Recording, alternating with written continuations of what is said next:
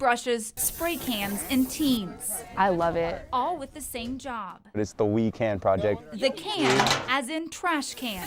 These teens are talking trash in Stockton and making a difference. Intrinsic motivation is when you see something bright, right, and you are naturally drawn to it. Say we paint this trash can a super bright color. When you go to throw something away, you're gonna see this bright trash can out the corner of your eye, and that's gonna be the first thing you go towards. Chris Sims is part of First 50, a group of high school students dedicated to reinventing Stockton.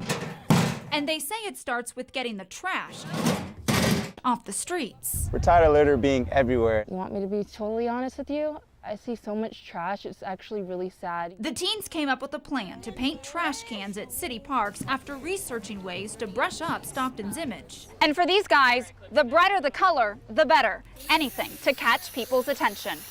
Most of the time people are like, why are you painting trash cans? But then, you know, you get to explain it and they understand. Sure. And it's a stroke of genius their program director is proud of. It's empowerment. It's empowerment. It's inspiring. When you see a bright color pink trash can, instead of throwing, you know, your burger wrapper on the ground, you're 9 times out of 10 going to throw it in a pink, bright trash can. And so far, the community likes the bright idea. I think it's a good look for our community and it's a good feel. Teens taking their efforts across the city, focused on one goal, cleaning up Stockton, one trash can at a time. Hey, this can work.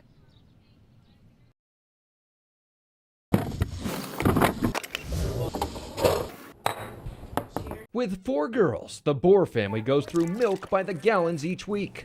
If the girls want a glass of milk, I never tell them no. But Dad Michael may not know everything that's in each glass. It concerns me a little bit, I'll be honest with you.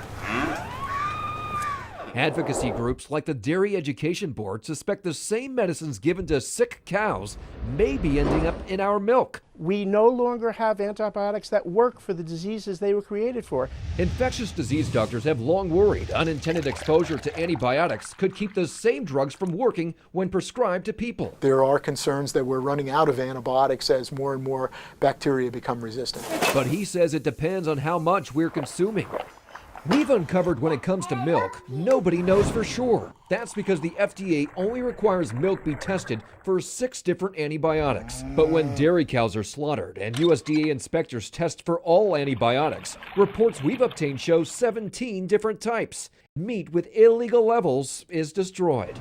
If the antibiotics are in the cow meat, could it be in the milk?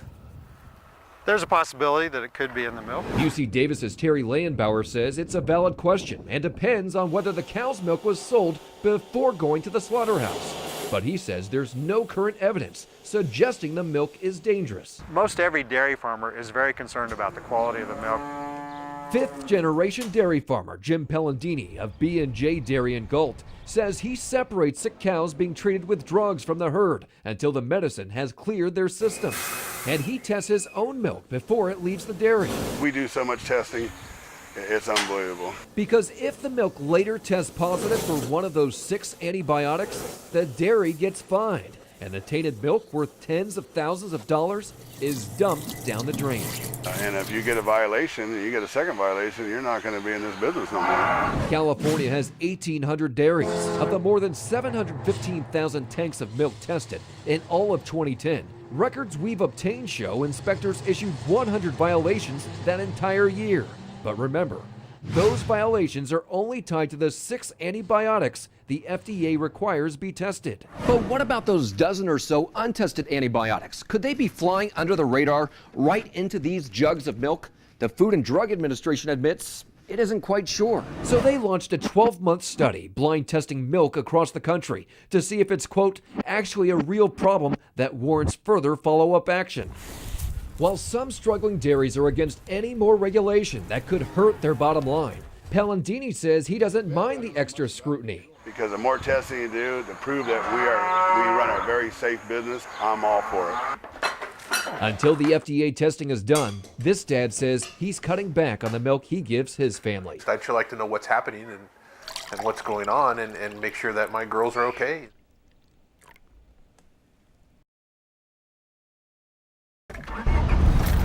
Scott Gilbert's made this same marathon trek. Oh, this is about normal right here. Back and forth on I-80, San Francisco to Vacaville. I definitely complain about my commute.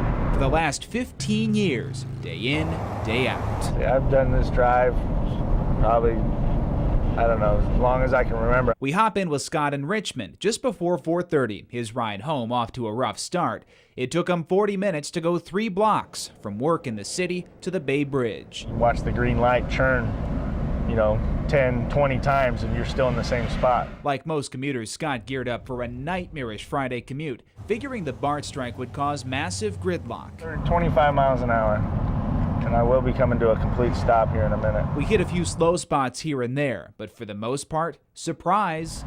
Nothing out of the ordinary. It's not gridlock like I thought it was going to be. We're cruising. If anything, Scott says traffic is lighter than he's used to.